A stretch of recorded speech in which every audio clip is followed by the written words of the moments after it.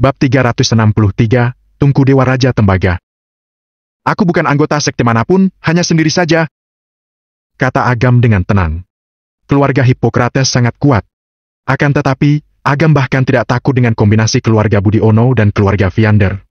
Apalah kalau cuma keluarga kedokteran. Linda cemberut. Linda kira setelah menyebutkan keluarganya, Agam akan ketakutan hingga ngompol. Tak disangka Agam tidak bereaksi apapun. Aku akan memberimu dua pilihan. Pilihan pertama, berikan tungku tembaga kepadaku dan sebagai gantinya, aku akan memberimu metode kultivasi roh. Kedua, kamu bisa mengambil tungku tembaga itu, tetapi kamu akan meninggal. Keluarga Hippokrates kami terkenal di Indonesia. Menjadi musuh kami bukanlah pilihan bagus. Linda memiliki tatapan yang dingin dan terasa angkuh. Kata-katanya penuh dengan ancaman. Dia tidak percaya ada orang yang berani tidak menghargai keluarga Hippokrates. Apalagi ada metode kultivasi roh juga. Ini sudah cukup untuk membuat orang manapun terharu. Siapa sangka sikap Agam selanjutnya benar-benar tak terduga. Maaf, aku tidak memilih yang manapun. Agam mendengus. Dia tidak ingin repot-repot berbicara dengan wanita ini. Agam pun mengambil tungku tembaga dan pergi sambil menggandeng tangan Milly. Linda melangkah ke depan Agam dan berkata dengan marah. Apa kamu yakin ingin menjadi musuh kami, keluarga Hippokrates? Kalau perkataanmu ini bisa mewakili keluarga Hippokrates, biarlah kita menjadi musuh. Agam tampak acuh tak acuh. Dengan lambaian tangan yang santai, aura tak terhingga mengguncang Linda. Kekuatan besar dalam tubuh Agam meluap terus-menerus seperti gelombang air pasang dan menyelimuti Linda. Kalau kamu berani menghalangi kami lagi, matilah. Pandangan dingin Agam terarah ke Linda. Dari nada suaranya yang dingin, tersimpan niat membunuh yang mendidih. Menghadapi aura mengerikan Agam, Linda tentu tidak tahan dan ekspresinya berubah. Menghadapi tekanan seperti ini, dia refleks mundur puluhan langkah. Tekanan yang menyelimuti tubuhnya pun perlahan menghilang. Kemudian, dia tersadar dan menjadi marah. Linda adalah anggota keluarga Hippokrates. Dia malah ketakutan dengan orang kelahiran rendahan ini. Benar-benar penghinaan. Namun, Linda tidak berani marah. Instingnya memberitahu jika dia berani mencari masalah lagi, mungkin dia akan menjadi mayat dingin hari ini. Linda menatap punggung Agam lekat-lekat. Setelah Agam berdua menghilang dari pandangan, barulah dia mengalihkan pandangannya. Kamu kenal orang itu? Linda melirik setia. Dia adalah menantu yang tinggal di rumah mertua, yaitu keluarga Pambudi di kota Primadona. Dia tidak memiliki kekuatan ataupun kuasa. Dia kira dengan menguasai dua ilmu pengobatan, dia sudah menjadi dokter ilahi. Setia menjawab dengan hormat, tetapi matanya menunjukkan kekejaman. Aku dengar dia juga berpartisipasi dalam kompetisi pengobatan tradisional Tiongkok ini. Sampai ingin menang pula, benar-benar tidak tahu diri. Dia? Linda tampak sombong dan mencibir. Siapa yang bisa bersaing dengan kami keluarga Hippokrates dalam ilmu pengobatan? Tidak apa-apa jika dia ikut berpartisipasi. Aku akan mempermalukannya, membuatnya kehilangan harga diri, kemudian diam-diam menyingkirkannya. Dia akan mengerti dia tidak mampu menanggung akibat dari menyinggungku. Agam meninggalkan pasar setan bersama Milly. Setelah naik kereta bawah tanah, dia memiringkan kepalanya dan melihat Milly yang khawatir. Agam bertanya sambil tersenyum. Kenapa? Kamu khawatir aku tidak bisa menang melawan mereka berdua? Mendengar ini, Milly menggelengkan kepalanya dan berkata dengan senyum pahit. Keluarga Hippokrates adalah keluarga kedokteran kuno terhebat di Indonesia. Katanya kali ini keluarga Hippokrates mengutus dua anak muda untuk mengikuti kompetisi pengobatan tradisional Tiongkok. Salah satunya adalah Hippokrates muda, dan satunya lagi adalah adiknya. Linda yang kita temui tadi mungkin adalah adik Hippokrates muda itu. Linda tidak menakutkan. Yang menakutkan adalah Hippokrates muda. Setelah tersinggung tadi, Linda pasti akan pulang dan memberitahu Hippokrates muda. Hippokrates muda itu mungkin akan mengincarmu. Ini akan sangat merugikanmu. Tidak ada yang perlu dikhawatirkan. Tujuanku adalah memenangkan kejuaraan, jadi aku pasti akan berkonflik dengan keluarga Hippokrates. Ini hanya masalah waktu. Selain itu, bagaimana aku bisa berdiri diam melihatmu diganggu? Kalau sampai hal itu tersebar, aku bisa malu. Agam berkata sambil tersenyum bercanda. Milly tertegun menatap Agam. Seketika, dia tidak tahu harus berkata apa. Tiba-tiba, dia teringat sesuatu dan menyerahkan tungku tembaga itu kepada Agam. Tingkatannya sangat tinggi. Kurasa setidaknya itu senjata magis 5 atau bahkan 6 bintang. Hanya kamu yang bisa mengendalikannya. Khawatir Agam akan menolak, Milly menjelaskan pro dan kontranya. Agam juga tidak berpura-pura. Kebetulan, dia sedang kekurangan senjata magis mental. Tungku tembaga ini kebetulan bisa melengkapi kekosongannya. Sekarang Agam tidak hanya memiliki pisau pelahap nyawa, tetapi juga tungku tembaga ini. Meskipun harus menghadapi penguasa alam langit, dia tetap bisa bertarung. Bahkan Agam mungkin bisa membunuhnya. Mili mengambil liontin giok dan bergegas pulang untuk berlatih kultivasi. Semua ini untuk persiapan menghadapi kompetisi pengobatan tradisional Tiongkok nanti. Agam sendiri pulang ke villa dan mengunci dirinya dalam kamar. Dia membolak-balik buku penyimpanan semesta. Benar saja, dia menemukan informasi sehubungan tungku tembaga ini. Hal ini mengejutkan Agam hingga tidak bisa berkata-kata. Tungku tembaga yang merek berdua bawa pulang sangat berharga.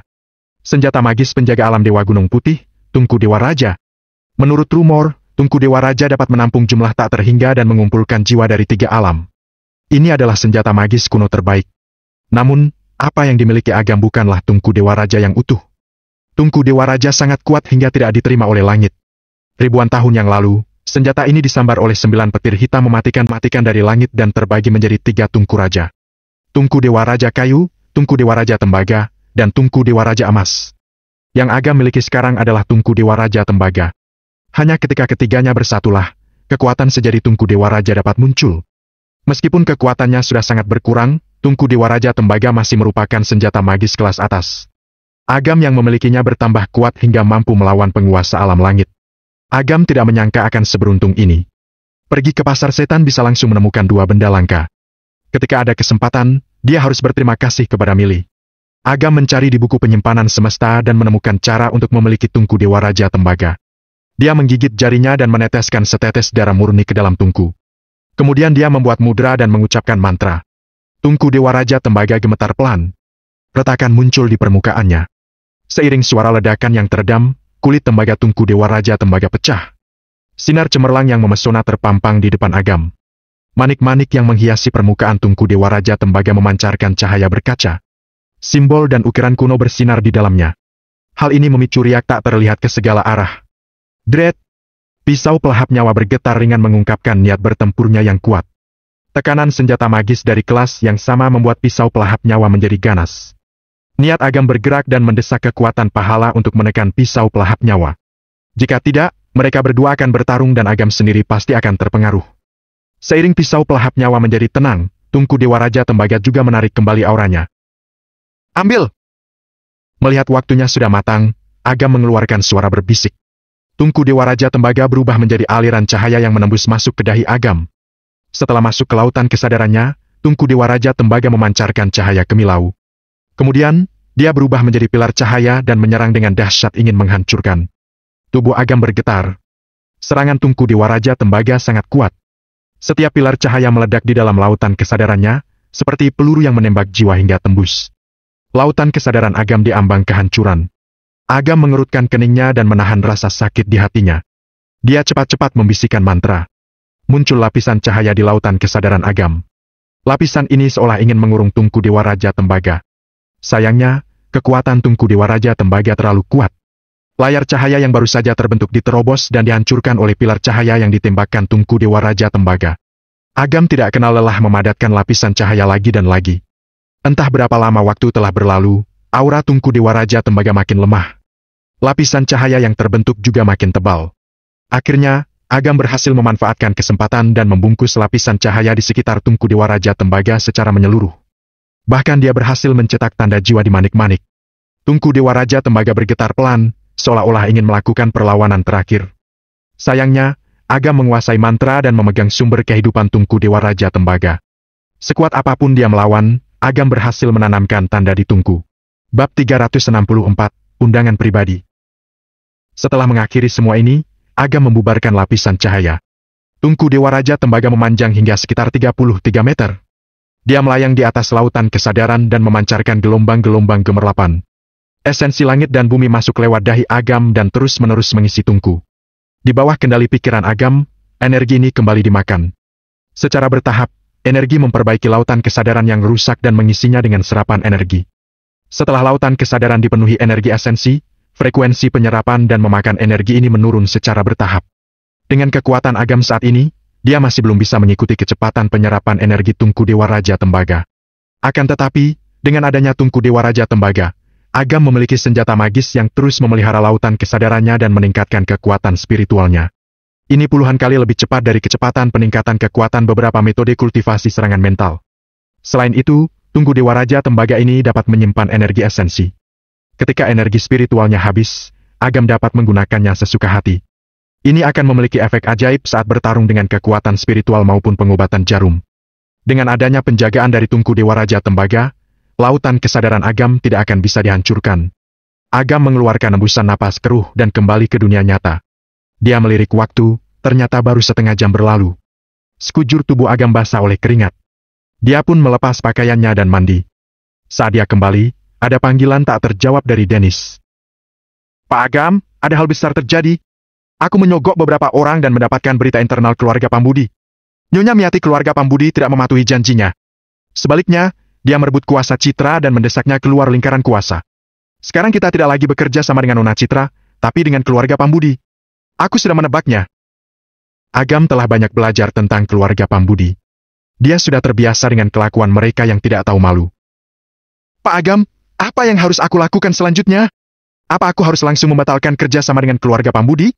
Membatalkannya saja terlalu enak untuk mereka. Agam tersenyum sinis dan berkata, kerja sama tetap lanjut. Selain itu, bukankah ada tender malam ini? Kirimkan surat undangan terpisah kepada Citra dan biarkan dia berpartisipasi dalam tender atas nama pribadinya. Hanya tinggal 2 jam sebelum tender dimulai. Aku akan melakukannya sekarang. Keluarga Pambudi. Saat ini, seluruh anggota keluarga Pambudi sedang berseri-seri. Nyonya Miati, Jaya, Putri, dan lainnya berdandan mewah seolah-olah mereka akan menghadiri upacara penghargaan. Nenek, cepatlah. Tender akan segera dimulai. Sebagai tokoh utama tender kali ini, kita tidak boleh absen.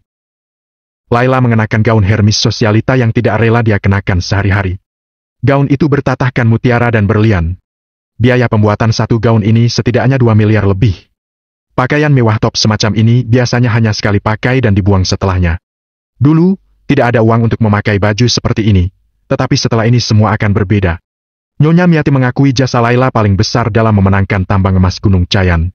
Sekarang Laila bisa menghamburkan kekayaan yang tak terhitung jumlahnya. Jangankan 2 miliar, dia sudah punya uang untuk memakai dan mengganti pakaian 20 miliar setiap hari. Laila, jangan mendesak nenekmu. Ini masih pagi. Putri pura-pura menyalahkan. Nyonya Miati tersenyum dan berkata, tidak apa-apa, selama Laila senang, aku juga senang. Jaya tersenyum dan berkata, Laila, waktu yang ditetapkan pukul ke-8. Kamu juga tidak perlu terlalu tepat waktu. Dalam tender hari ini, kita keluarga Pambudi terhitung tuan rumahnya. Tidak apa-apa membiarkan mereka menunggu. Kali ini, Nyonya Miati juga menganggap dia dan Adi berjasa. Jaya sudah sangat puas dengan hasil ini. Saat ini, sebuah mobil berhenti di depan mereka. Cahya dan suaminya yang sudah berganti pakaian keluar dari mobil dengan tergesa-gesa. Dik Cahya, dari mana saja kalian? Kok datang terlambat? Putri bertanya.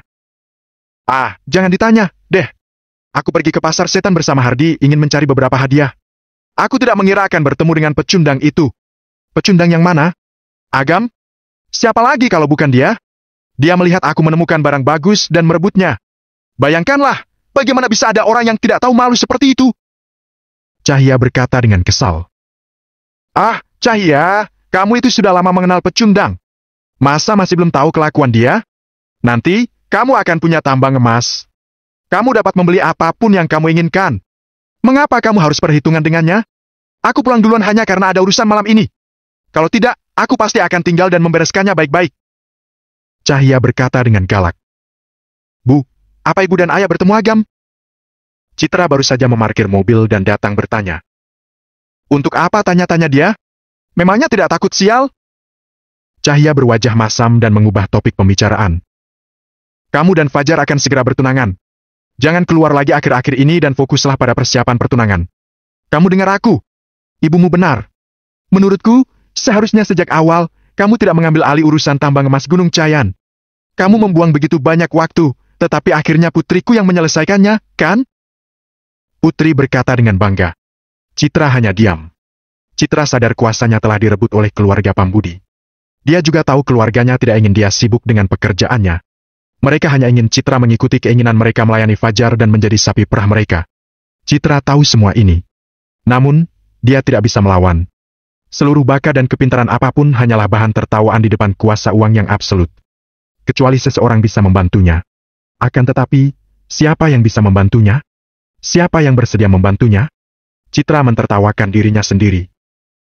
Dik, malam ini adalah acara besar yang langka untuk keluarga Pambudi. Mengapa kamu keluar dengan pakaian begitu? Laila melihat pakaian Citra. Citra mengenakan kemeja putih dan jaket. Dia juga mengenakan jeans yang sangat biasa. Telapak kakinya memakai sepatu flat canvas seharga 800.000 sampai 1 juta. Seluruh pakaian Citra bahkan tidak semahal satu mutiara di pakaian Laila. Apa kamu tidak punya uang? Beritahu aku kalau kamu tidak punya uang. Bajuku terlalu banyak sampai lemarinya tidak muat. Aku akan memberikan semuanya kepada kamu. Jangan sungkan-sungkan. Siapa suruh kamu adikku? Laila mencemooh Citra. Dia selalu cemburu akan kecantikan dan bakat Citra. Kali ini, keluarga Pambudi berhasil memenangkan tambang emas dan dia yang paling berjasa besar. Laila tentu harus menyombong sedikit. Laila, apa yang kamu bicarakan? Citra adalah tunangan Fajar. Masa dia masih khawatir tidak punya uang untuk dibelanjakan? Putri berpura-pura mengkritik. Nyonya Miati menghibur. Citra, kali ini kamu gagal. Jangan menyalahkan dirimu sendiri untuk itu. Kamu hanya bisa menerima bahwa nasib bisa mempermainkan orang. Nasib kamu sendiri juga baik. Selama kamu melayani Fajar dengan baik, kamu akan bersenang-senang di masa depan. Tidak seperti sepupumu yang lain, mereka harus mengandalkan usaha mereka sendiri dan bekerja keras perlahan. Kamu tidak tahu betapa iri mereka padamu. Benar, aku tidak sepertimu yang terlahir dengan wajah yang cantik. Begitu kamu melepas pakaianku, kamu bisa punya segalanya. Kata Laila dengan nada tidak tulus. Wajah cantik Citra masam. Matanya yang indah memancarkan amarah. Tanpa menunggu Citra marah, Jaya berkata dengan sok bijak.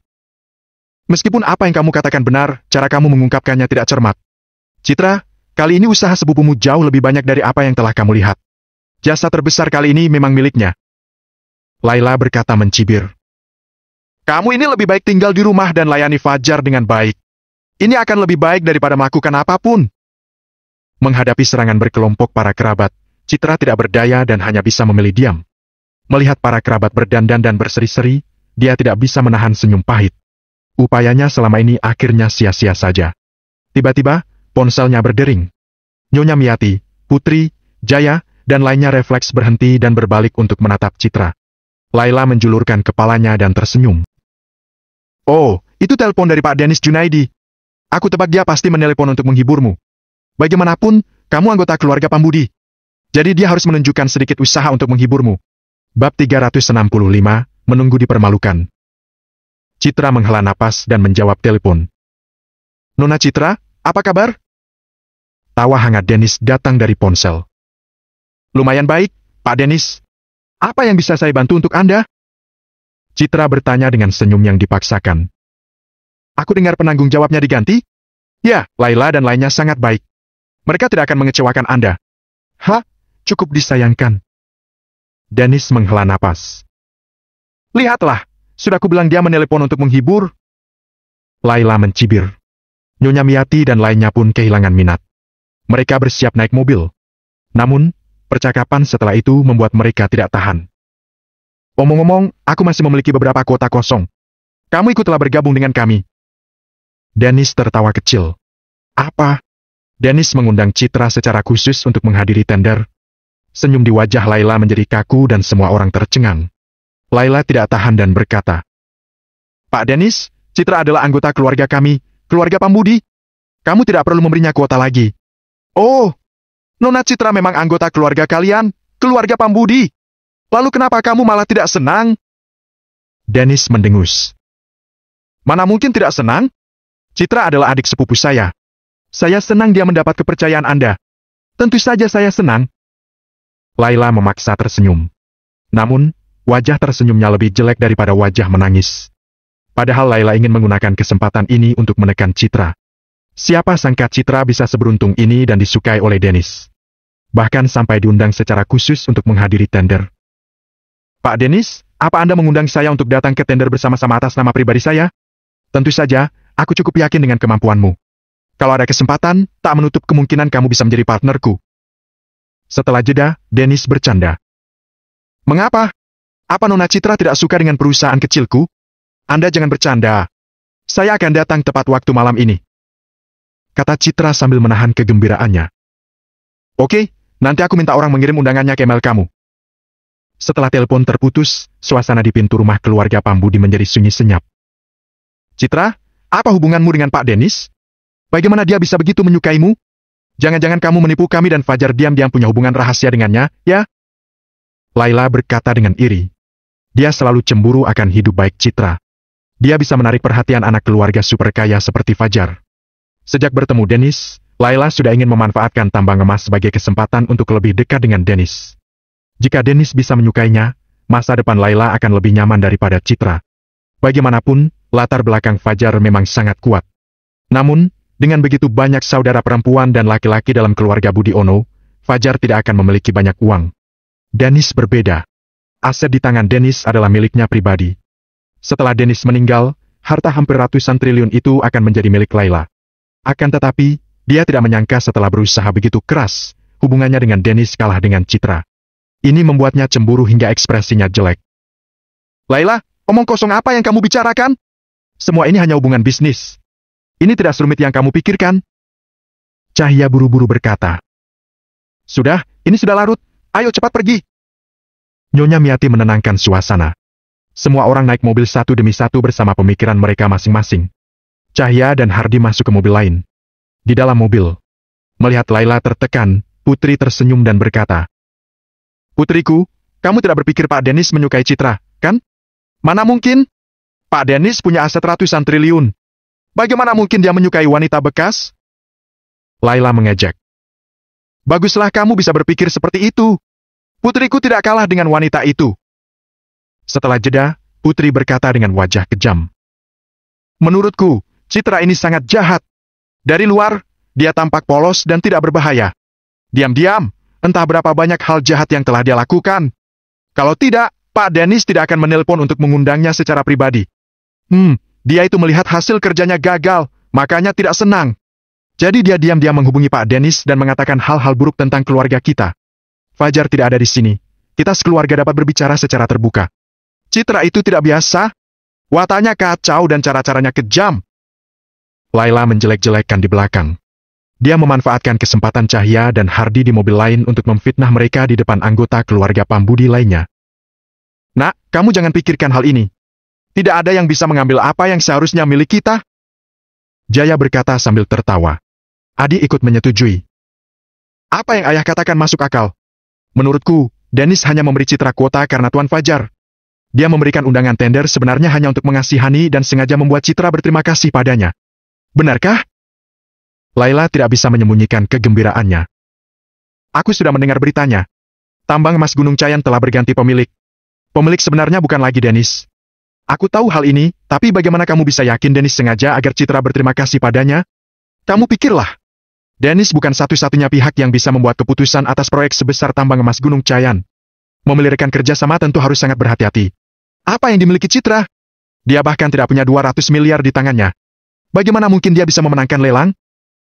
Mendengarkan analisis Adi, Laila, Putri, Jaya, dan lainnya akhirnya tenang kembali. Mereka hanya ingin Citra menjadi alat. Mereka tidak ingin dia hidup lebih baik. Jadi Citra hanya pergi untuk menonton saja. Sebenarnya, semua ini tidak ada hubungannya dengan dia. Dia datang atas namanya sendiri akan lebih memalukan daripada datang bersama kita. Kurasa dia akan tereliminasi di tahap pertama. Mari kita tunggu dan lihat pertunjukan nanti. Ketidakpuasan di hati Laila tersapu. Dia bahkan berpikir undangan Dennis untuk Citra sebenarnya untuk mempermalukan Citra dan menyenangkan hatinya. Memikirkan hal ini, hati Laila sangat bahagia. Dia menantikan apa yang akan terjadi malam ini. Kembali ke rumah keluarga Pambudi. Citra tidak bergegas berangkat. Dia duduk di tangga batu dan menyalakan komputernya untuk bekerja. Apa yang Citra pikirkan berbeda jauh dari yang lain. Dia memang akan datang atas nama pribadi. Namun, Citra tetap akan melakukan yang terbaik untuk memenangkan lelang selama masih ada kesempatan. Bagi Citra, ini adalah kesempatan emas. Dia menggunakan waktu tersingkat untuk menyelesaikan proposal tender. Kemudian dia pergi ke tempat fotokopi terdekat untuk mencetak beberapa salinan. Barulah kemudian dia pergi ke tempat acara. Dalam perjalanan, Citra mengeluarkan ponselnya dan menghubungi Agam. Agam sangat terkejut menerima telepon Citra. Setelah ragu-ragu sejenak, Agam menjawab telepon. Tanpa menunggu Agam mengatakan apa-apa, terdengar suara senang Citra. Apa kamu tahu baru-baru ini ada proyek tambang emas Gunung Cayan? Aku tidak tahu. Tidak masalah kalau kamu tidak tahu. Mereka mengundangku untuk berpartisipasi dalam tender. Aku akan mengikuti lelang atas nama perusahaan Yobela. Meskipun kemungkinannya kecil, aku akan berusaha sebaik mungkin untuk mendapatkannya. Ini adalah kesempatan kamu membalikan keadaan. Agam tercengang dan berkata, "Mengapa kamu tidak memakai kesempatan sebagus ini untuk kamu sendiri? Meskipun kamu terpilih, dari persentase saham perusahaan, kamu tidak akan mendapatkan uang. Aku, sebenarnya tidak masalah. Anggap saja aku membalas budimu." Citra tergagap. Ketika Citra mendapat surat undangan Dennis, dia langsung teringat perusahaan Yobela. Dulu, dia dikekang oleh keluarga Pambudi dan dibatasi di mana-mana. Dia tidak berani menyebut perusahaan Yobela. Jika tidak, dengan kuasanya, Fajar bisa menjatuhkan perusahaan Yobela dengan mudah. Sekarang, ini adalah kesempatan langka. Jika dia memenangkan lelang, perusahaan Yobela akan mendapatkan sedikit dividen. Hal ini cukup untuk menambahkan kekayaan besar bagi Agam. Dengan uang ini, Agam juga bisa menjalani kehidupan yang baik di masa depan. Agam tidak tahu harus senang atau sedih. Dia meminta Dennis untuk mengirim undangan ke Citra supaya Citra bisa mengajukan perusahaan pribadinya. Citra pun bisa mendapatkan keuntungan tambang emas sendirian. Ujung-ujungnya malah berbalik lagi ke Agam sendiri. Bab 366, Surat Undangan. "Kamu adalah bos besar perusahaan Yobela. Datanglah ke tender malam ini bersama-sama," kata Citra dengan lembut. Meskipun Agam tidak lagi seperti dulu, tetap saja aset puluhan miliar hingga ratusan miliar miliknya itu masih terlalu kecil. Agam juga belum masuk ke lingkungan kekuasaan atas yang sebenarnya. Ini adalah kesempatan yang baik. Dia bermaksud melakukan yang terbaik malam ini untuk mendukung Agam. "Apa tidak apa-apa pergi denganmu?" Agam sangat terkejut. Keluarga Pambudi juga akan menghadiri tender malam hari. Tidakkah Citra takut terlihat oleh kerabatnya? Seingat Agam, Citra sangat mementingkan kekeluargaan. Dia seharusnya tidak akan melakukan hal yang bertentangan dengan kehendak keluarga. Agam tidak tahu. Setelah hal-hal yang terjadi akhir-akhir ini, ditambah perjalanan pulang kampung Agam, Citra telah memahami banyak hal. Mereka yang sedarah belum tentu adalah keluarga. Bisa jadi mereka adalah serigala berbulu domba. "Kamu tidak mau datang?" Citra pikir Agam tidak berani bertemu dengan para petinggi. Dia agak marah dan berkata, "Meskipun kamu punya uang yang cukup sekarang, sebenarnya ada banyak orang yang mengincar kekayaanmu. Kamu harus terus melangkah sampai puncak. Kalau tidak, sedikit kecerobohan saja bisa membuatmu hancur berkeping-keping." Citra segera sadar dia emosian dan berkata dengan suara dalam, "Maaf, aku tidak bermaksud begitu. Aku juga tidak bermaksud membuatmu tertekan, tapi..." Citra ingin menceritakan latar belakang Fajar dan lainnya, tetapi dia khawatir Agam akan merasa sangat tertekan. Akhirnya, dia tidak mengatakan apa-apa. "Tidak apa-apa, aku yang terlalu banyak pikiran." Agam tertawa merasa sangat bahagia. Dia bukan orang bodoh. Dia mengerti maksud Citra. Mereka berdua sudah bercerai. Citra tidak perlu melakukan semua ini untuk Agam. Citra rela menghabiskan banyak tenaga seperti ini sudah membuktikan bahwa Agam memiliki ruang di hatinya. Ini sudah cukup. Tender tambang emas Gunung Cayan diadakan di Hotel Starlight. Masih ada lebih dari 1 jam sebelum acara dibuka. Jalan-jalan dalam radius 1.500 meter sudah macet oleh mobil-mobil mewah milik para tokoh dan keluarga besar dari berbagai tempat. Meskipun tambang emas Gunung Cayan ditutup, uang di dalamnya tetap lebih banyak dari tempat lain. Tidak ada orang yang tidak tergerak hatinya oleh tambang emas di sana. Selain itu, tambang emas Gunung Cayan bukanlah tambang emas biasa. Awalnya, perkiraan nilai tambang setidaknya 100 triliun. Setelah eksplorasi dan penggalian lebih lanjut, tambang emas yang lebih besar ditemukan di bagian bawahnya. Perkiraan nilainya pun mencapai setidaknya 400 triliun. Tambang sumber emas senilai 400 triliun adalah kekayaan yang sangat besar untuk pihak kuasa manapun. Agam dan Citra sepakat bertemu di depan pintu hotel. Citra yang naik mobil tiba duluan. Dia memarkir mobil. Baru saja datang ke pintu, dia bertemu Nyonya Miati dan lainnya yang berdandan mewah. "Aduh, Bu Citra kita yang terkenal sudah sampai. Di mana Pak Dennis? Dia yang mengundang kamu. Mengapa dia tidak keluar untuk menyambutmu?" Laila berkata dengan nada tidak tulus. Jaya berkata kepada Citra, "Citra, kamu juga lihat dalam perjalanan ke sini. Orang yang diundang untuk hadir di sini, siapa yang bukan bos besar? Kamu berpartisipasi atas nama pribadi hanya akan membuatmu malu. Aku pikir, kamu sebaiknya menurut saja dan masuk bersama kami.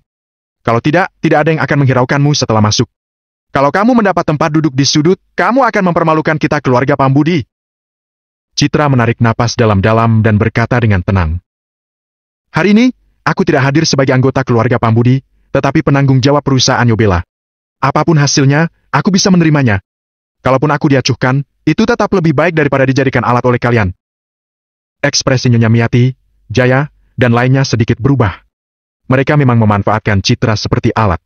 Akan tetapi, Citra yang mengatakannya di depan umum membuat mereka merasa malu. Gadis sialan, kita adalah keluarga.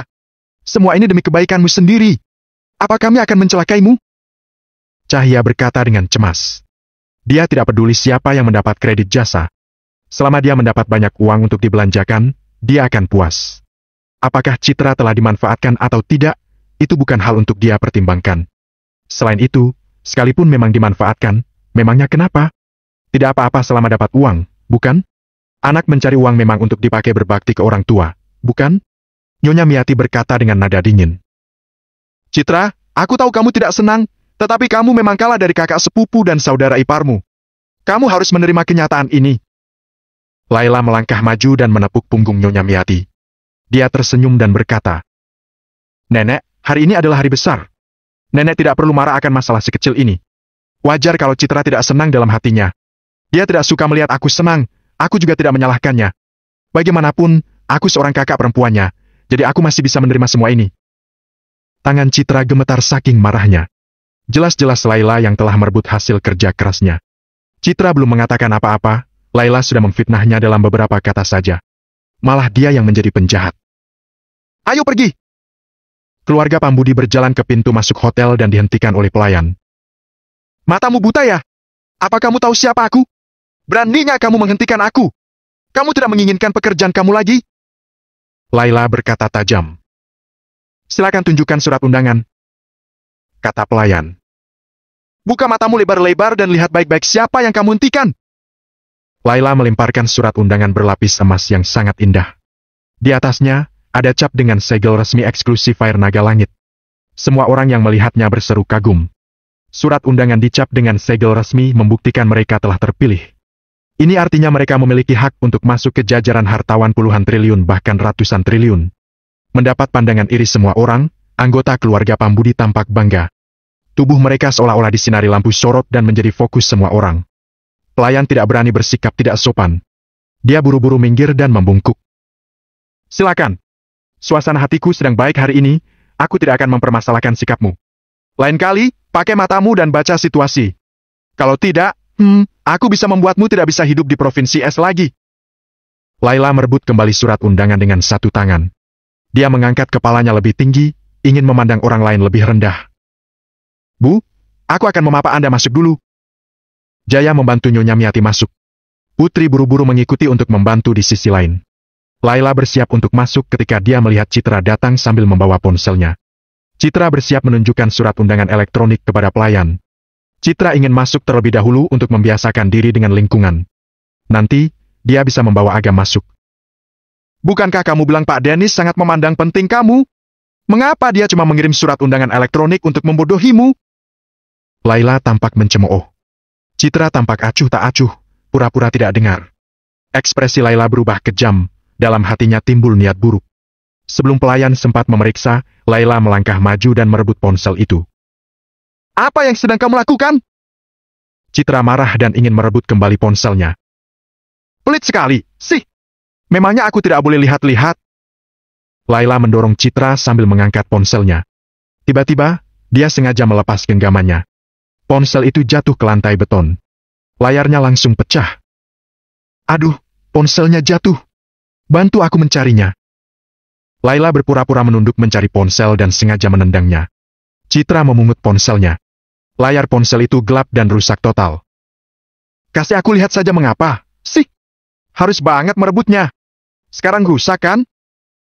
Laila berkata dengan sarkastik. Laila Pambudi, kamu keterlaluan. Citra menggigit bibirnya. Wajahnya menjadi pucat karena marah. Kenapa kamu berteriak? Aku ini kakak sepupumu. Siapa yang mengizinkanmu memanggil namaku? Dasar tidak sopan. Itu hanya ponsel. Aku akan menggantinya 10 buah besok. Pelit banget. Kata Laila dengan ekspresi menghina. Citra marah, tetapi dia sadar sekarang bukan waktu yang tepat untuk mencari masalah. Dia mengambil ponsel dan berkata kepada pelayan. Undangannya ada di ponselku. Bisakah kamu membiarkanku masuk dulu? Aku akan menunjukkannya padamu setelah diperbaiki besok. Pelayan menggelengkan kepalanya dan berkata, Maaf, Nona. Tidak ada undangan, tidak bisa masuk. Laila, kenapa kamu tidak membawa Citra pergi bersama? Cahya bertanya. Tidak bisa, Citra diundang sendiri oleh Pak Denis. Kalau aku membawanya masuk dan ketahuan Pak Denis, bisa tidak baik. Laila menggelengkan kepalanya dan mencibir Citra. Citra, kamu pulang saja dan mempersiapkan pertunangan baik-baik. Melayani Tuan Muda Fajar dengan baik tidak semudah bekerja di luar, bukan? Laila benar. Kamu lebih baik pulang saja. Sudah waktunya. Kalau kita tidak masuk, orang-orang yang ingin menjilat kita mungkin tidak sabar lagi. Keluarga Pambudi buru-buru masuk. Citra berdiri sendiri, hatinya merasa sedih. Angin malam bertiup sepoi-sepoi membuatnya merasa dingin. Citra memeluk dirinya sendiri. Mata yang indah seperti bintang berbinar tampak berkaca-kaca. Orang-orang berpakaian mewah berjalan melewatinya dan memasuki aula yang megah. Entah sudah berapa lama waktu berlalu. Orang-orang sudah berdatangan. Pintu masuk hotel yang awalnya semarak sudah sepi. Kenapa kamu tidak masuk? Citra mendongak bingung dan melihat Agam berjalan mendekat. Sudah musim hujan. Malam hari terasa dingin. Kenapa tidak masuk ke hotel dan menghangatkan diri? Tidak apa-apa, tidak dingin. Citra menarik napas dan memaksa tersenyum. Agam melihat wajah Citra yang pucat karena kedinginan. Hatinya terenyuh. Dia melepas jaketnya dan memakaikannya kepada Citra. Merasakan kehangatan Agam, suasana hati Citra yang tegang akhirnya runtuh. Air mata mengalir tak terkendali. Citra bersandar ke bahu Agam dan terisak. Maaf, aku mengacaukan segalanya. Kita tidak bisa masuk, maafkan aku. Agam menepuk punggung Citra dengan lembut. Dia teringat bagaimana Citra berdiri sendirian di depan rumah malam itu. Begitu kuat, tetapi juga tidak berdaya. Dia bukan putri keluarga Pambudi, juga bukan bos grup. Dia hanyalah seorang gadis pilu yang dipaksa dan dimanfaatkan oleh keluarganya. Dari sudut matanya, Agam melihat ponsel rusak yang dipegang Citra. Agam kurang lebih sudah bisa menebak. Kalau tidak bisa masuk, ya sudah. Aku juga tidak ingin menjadi orang kaya pemilik tambang emas. Agam menyeka wajah halus Citra dengan tangan dan menghapus air matanya. Lebih baik air matanya tidak dilap. Setelah dilap, Citra malah makin menyalahkan dirinya sendiri dan menangis. Jangan menangis lagi. Jangan sampai wajahmu kotor karena menangis demi sebuah tambang emas kecil. Hati-hati, nanti tidak ada yang menginginkanmu di masa depan. Kata Agam dengan serius. Kamu yang tidak diinginkan siapapun. Ucap Citra dengan suara serak. Agam menyadari Citra sangat imut seperti ini dan tidak bisa menahan senyum. Dia berkata, hanya tambang emas. Apa sepenting itu? Tentu saja penting. Ini kesempatan bagus.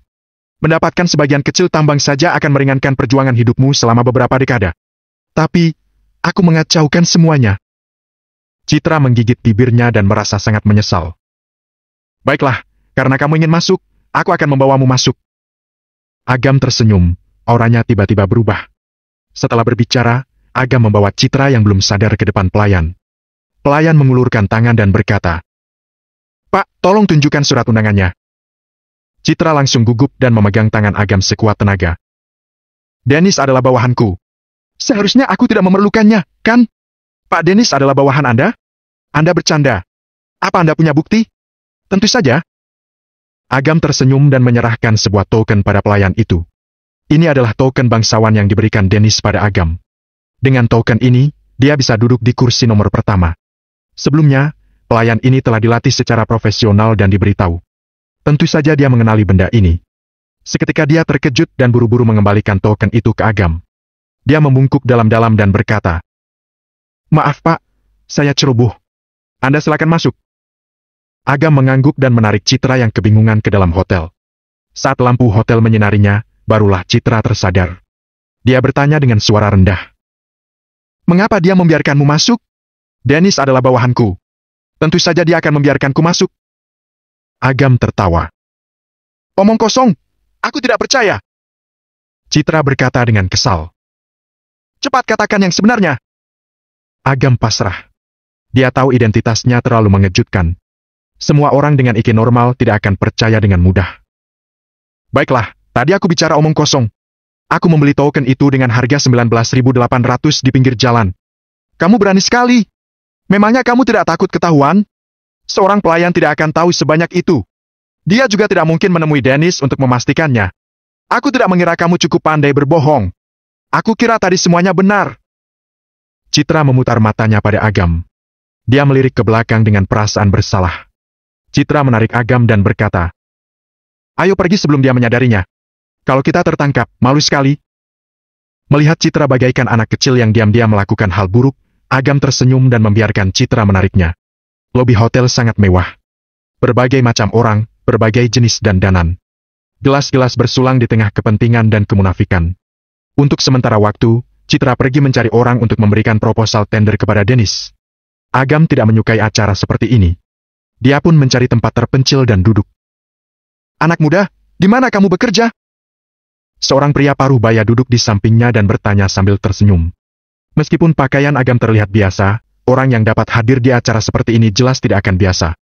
Terlebih, usia Agam masih sangat muda. Hal ini membuat si pria berpikir Agam adalah putra bos besar yang diutus ke sini untuk belajar dan menambah wawasan. Bukan siapa-siapa. Agam berkata sambil tertawa ringan. Kamu merendah. Pria itu tidak percaya. Dia mengeluarkan kartu nama berwarna emas dan berkata, Aku bos perusahaan Musika, Dilan Kosasih. Usiaku lebih tua darimu. Kamu bisa memanggilku Kak Dilan. Agam menerima kartu nama itu dan menilainya. Kemudian, dia tidak tahan bertanya. Mengapa bos perusahaan hiburan seperti kamu juga datang? Hei, hanya orang bodoh yang melepas kesempatan mendapatkan uang. Sekarang ini, selama idenya baru dan melakukan hal-hal yang belum dilakukan orang lain, pasti dapat menghasilkan banyak uang. Dilan berkata dengan fasih. Sekarang ada orang yang membuka streaming taruhan batu permata, atau mencari mutiara dalam kerang. Namun, tidak ada yang streaming menggali emas. Bayangkan, streaming menggali emas di tambang, sangat original. Ayo teman-teman sekalian, berikan donasi. Lihat apa aku bisa menggali emas dengan skop ini atau tidak. Kalau dapat, aku membagi 5.000 voucher. Aku hitung-hitung, dengan 1.000 streamer tayang pada saat yang sama, popularitasnya pasti memuncak. Keuntungannya bisa mencapai 8 hingga 10 miliar dalam sehari, setahun bisa 600 hingga 800 miliar setahun. Sungguh menguntungkan. Dilan menggambarkan dengan penuh semangat. Agam sendiri sedang nganggur. Mendengar bualan orang ini cukup menarik, jadi dia tidak menyela. Melihat ketertarikan Agam, Dilan tidak tahu orang di depannya ini adalah pemilik sebenarnya tambang emas Gunung Cayan. Dilan kira dia telah berhasil mencuci otak dan membujuknya. Dia tertawa dan berkata, Anak muda, apa kamu ingin mencoba berinvestasi bersama? Tidak banyak, cukup 6 triliun. Dijamin akan balik modal dalam 3 bulan dan dalam setahun mendapat banyak untung.